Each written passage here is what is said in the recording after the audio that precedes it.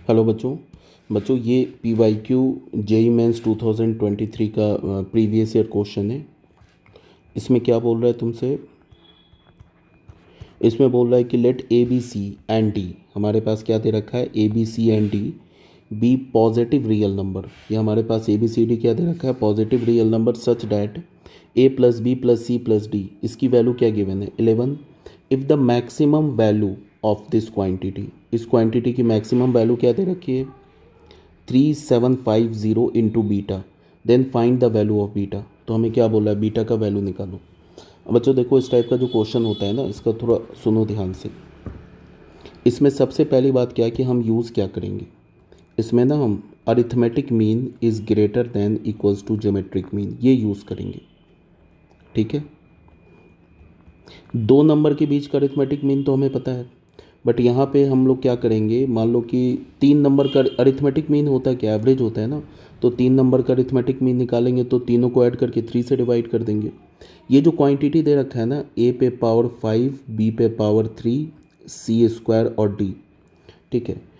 तो यहाँ पे तुम्हें करना क्या होगा कि इसको तुम ए पे पावर 5 को तुम ऐसे लिख सकते हो, ए पे पावर 5, तुम इसको नंबर को कैसे ले लो, इस पूरे क्वांटिटी को ऐसे ले लो, ए पे पावर 5 इंटू ए पे पावर 5 इंटू ए पे पावर 5, ऐसे नंबर ले लो,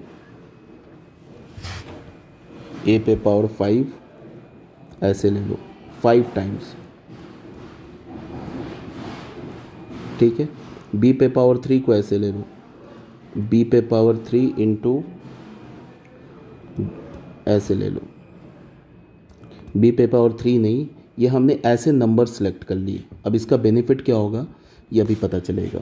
और सी स्क्वायर को हमने ऐसे नंबर ले लिया, C by two, C by two, और डी को हमने ले लिया डी अपॉन 1, ऐसे नंबर ले लिया। अब ऐसे नंबर लेने पे क्या हो गया, टोटल कितने नंबर्स आ गए, 5 + 3 8 10 11 नंबर्स आ गए। तो अब ऐसे बेनिफिट क्या होगा, जब मैं इन नंबर्स को मल्टीप्लाई करूँगा ना, तो इस पे पावर क्या बन जाएगा, इस पे पावर हमारा बन जाएगा ए पे पावर 5, और इनको मैं मल्टीप्लाई करूँगा तो बी पे पावर क्या बनेगा 3, इनको मल्टीप्लाई करूँगा तो सी पे पावर क्या बनेगा 2, और ये क्या बच जाएगा डी पे पावर 1। अरिथमेटिक मीन जो होता है is always greater than equals to geometric mean. इसमें हमने अरिथमेटिक मीन और ज्योमेट्रिक मीन वाला फॉर्मूला यूज़ कर लिया। तो अरिथमेटिक मीन कैसे निकालेंगे, इन सबको ऐड करेंगे, ए पे पावर 5 को हम ऐड करेंगे कितनी बार, 5 टाइम्स, तो इसको ऐड करेंगे 5 टाइम्स तो क्या होगा ए पे पावर 5 इंटू 5। फिर क्या करना है हमें, बी पे पावर 3, इनको ऐड करना है, तो ये क्या हो जाएगा बी अपॉन 3, 3 बार ऐड करेंगे ना तो इंटू 3, प्लस इसको 2 बार ऐड करेंगे, ये होगा ना C by two plus C by two, तो उसको लिख सकते हैं 2 इंटू सी बाई टू, ठीक है। अब प्लस डी, और टोटल कितने नंबर्स हैं 11 नंबर्स हैं, तो ये तो हो गया हमारे पास अपॉन 11। ये तो हमने क्या किया, इन 11 नंबर्स का अरिथमेटिक मीन निकाल लिया। ये हमेशा क्या होगा, greater than is equals to geometric mean. अब ज्योमेट्रिक मीन जब इन नंबर्स का हम निकालेंगे ना, हमने जो ऐसे नंबर्स को लिया है ना, उसके पीछे का ये रीज़न है कि जब इनका हम ज्योमेट्रिक मीन निकालेंगे तो ज्योमेट्रिक मीन में ये सब तो मल्टीप्लाई होगा, तो मल्टीप्लाई होगा तो उससे हमें बेनिफिट क्या मिल जाएगा कि ये वाला टर्म जनरेट हो जाएगा। ये टर्म देखो 3750, ये टर्म जनरेट हो जाएगा, ये वाला टर्म 3750 नहीं, ये टर्म जनरेट हो जाएगा, ए पे पावर 5 बी पे पावर 3 सी स्क्वायर डी, ये वाला जो टर्म है ना ये जनरेट हो जाएगा। तो इसको जब मल्टीप्लाई करेंगे तो क्या हो जाएगा, ए पे पावर 5 बी पे पावर 3 सी पे पावर 2 इंटू डी, और डिनोमिनेटर भी मल्टीप्लाई होगा, तो ये क्या बन जाएगा 5 पे पावर 5 इंटू 3 पे पावर 3 इंटू 2 पे पावर 1। अब कितने टोटल नंबर से 11 नंबर से, तो ज्योमेट्रिक मीन में क्या होगा 1/11 आ जाएगा, ठीक है। तो यहाँ से हमें क्या मिला, ये 5 5 कैंसिल होकर यहाँ पे क्या बन जाएगा हमारा, यहाँ पे बन जाएगा हमारे पास A plus B plus C plus D upon में 11, ठीक है।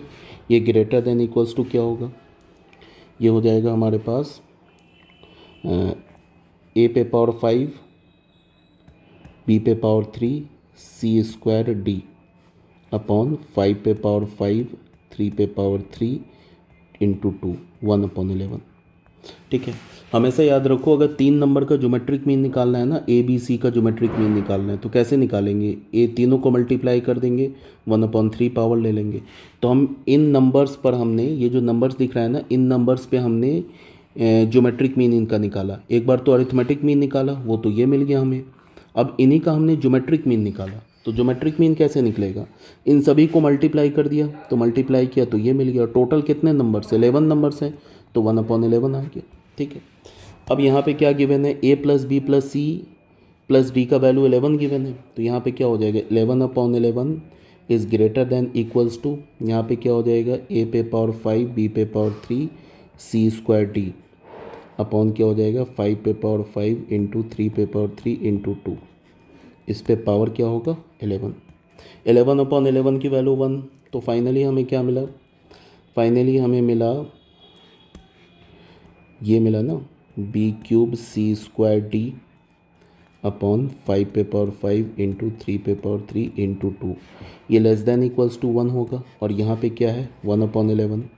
अब हमने क्या किया, दोनों साइड 11 पावर ले लिया, दोनों साइड 11 पावर लेंगे तो हमें ये मिलेगा ना, बी पे power 3 c square d upon 5 पे पावर 5 3 पे power 3 into 2 is less than equals to 1। अब ये जो डिनोमिनेटर में इसको राइट हैंड साइड ले जाएंगे, पॉजिटिव है, इनइक्वालिटी चेंज नहीं होगा, तो ये हो गया बी क्यूब इंटू सी स्क्वायर डी, ये लेस देन इक्वल्स टू 5 पे पावर 5 इंटू 3 पे पावर 3 इंटू 2। अब इसको तो मल्टीप्लाई करोगे तो यहाँ से हमें क्या मिल जाएगा, ए पे पावर 5 इंटू बी पे power 3 c square d less than equals to, इसको तो मल्टीप्लाई करोगे ना तो ये हो जाएगा 90 इंटू 3750। ठीक है, और जो क्वेश्चन में क्या गिवन है, क्वेश्चन में गिवन है कि इसकी वैल्यू क्या गिवन है, क्वेश्चन में इसकी वैल्यू तुम्हें क्या दे रखा है, ये वैल्यू, इसका क्या दे रखा है, द मैक्सिमम वैल्यू, इसका मैक्सिमम वैल्यू क्या दे रखा है 3750 इंटू बीटा, यही दे रखा ना मैक्सिमम वैल्यू। तो ये बताओ इसका सबसे पहले इसका मैक्सिमम वैल्यू क्या होगा, मैक्सिमम वैल्यू ऑफ ए पे power 5 B cube C square D, इसका मैक्सिमम वैल्यू क्या होगा, ये जो क्वांटिटी या तो इससे छोटा या इसके इक्वल है, तो मैक्सिमम वैल्यू हो जाएगा 90 इंटू 3750। और क्वेश्चन में क्या गिवन है, इसका मैक्सिमम वैल्यू बीटा इंटू 3750, तो बीटा की वैल्यू हमें क्या मिल गई 90, तो यही हमारा आंसर है। ये बच्चों 2023 का इसी साल का PYQ क्वेश्चन है सीक्वेंस एंड सीरीज से। ठीक है, ओके बच्चों, आ जाओ क्वेश्चन नंबर 2 में। ये भी बच्चे JEE मेंस 2023 का ना इसी साल का क्वेश्चन है। इसमें क्या बोल रहा है, इसमें बोल रहा है तुमसे कि if A1 A2 A3 and AN be n positive consecutive terms of an arithmetic progression. ये हमारे पास कोई अरिथमेटिक प्रोग्रेशन है जिसमें A1 A2 A3 से लेके AN ये AP में गिवन है, पॉजिटिव टर्म्स वाला AP है, मतलब ये सारे टर्म्स क्या हमारे पॉजिटिव है, तो पॉजिटिव है। और यहाँ पे क्या गिवन है, डिस्क, ये इसका जो कॉमन डिफरेंस है वो भी पॉजिटिव है। तो बोल क्या रहा है तुमसे कि इस लिमिट का वैल्यू कैलकुलेट करो, limit n is tending towards infinity root d upon n और 1 upon root under A1 plus A2 plus 1 upon root under A1 plus A2, ऐसे गिवन नहीं है यार, ये गिवन है 1 upon root under A1 plus root under A2 plus 1 upon root under A2 plus root under A3। इसका value बोल रहा है कैलकुलेट करने के लिए 1 upon root under AN-1 plus root under AN। इसका हमसे क्या बोल रहा है कि वैल्यू कैलकुलेट करो।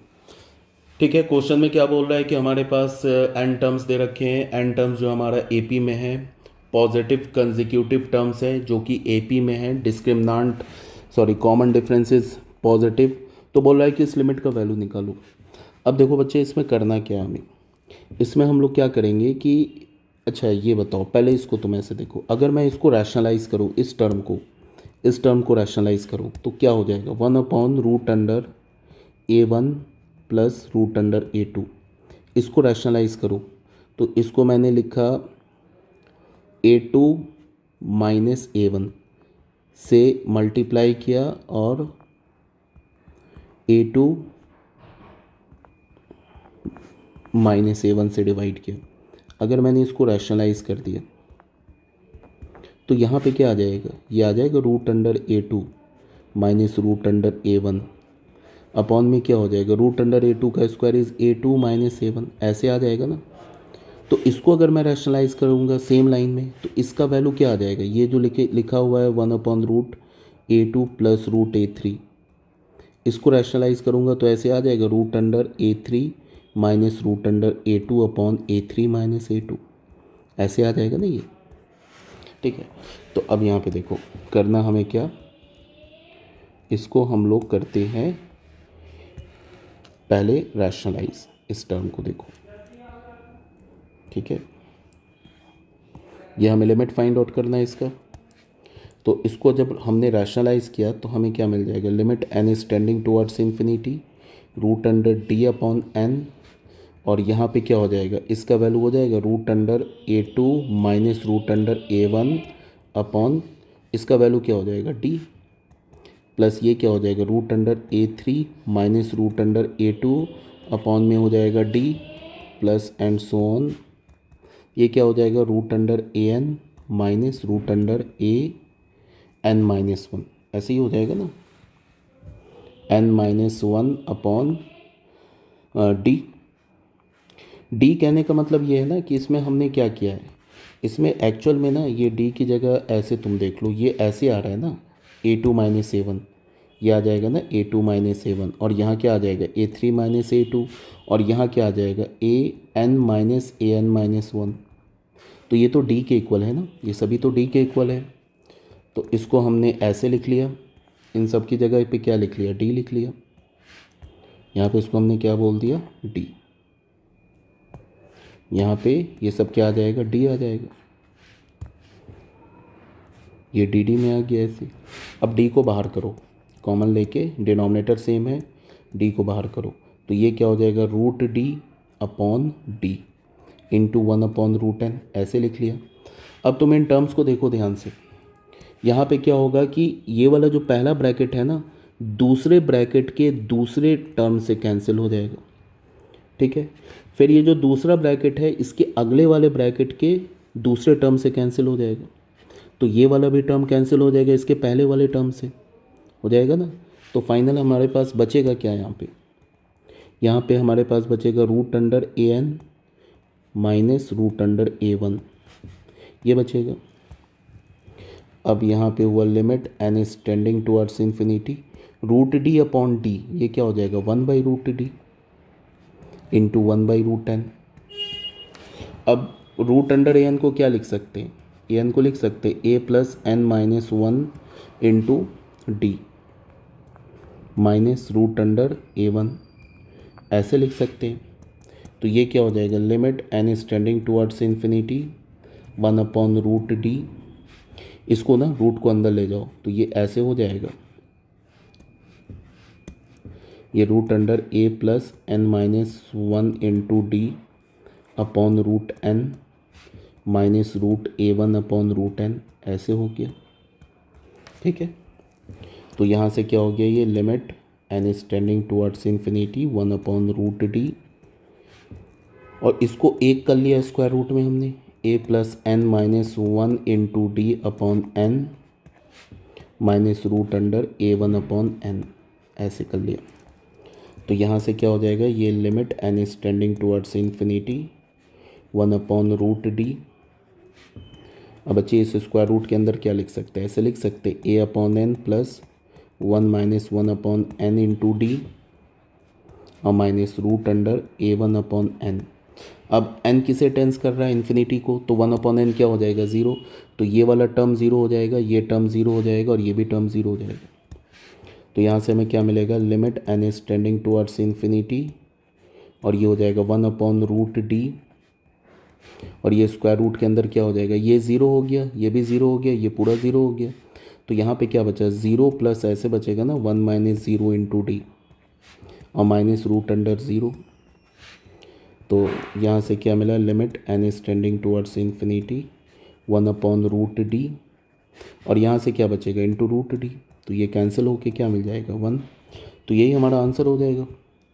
इसका मतलब क्या मिला हमें, C is the correct option. ये 2023 का क्वेश्चन था, ठीक है। This implies that C is the correct option, C जो है हमारा करेक्ट ऑप्शन है।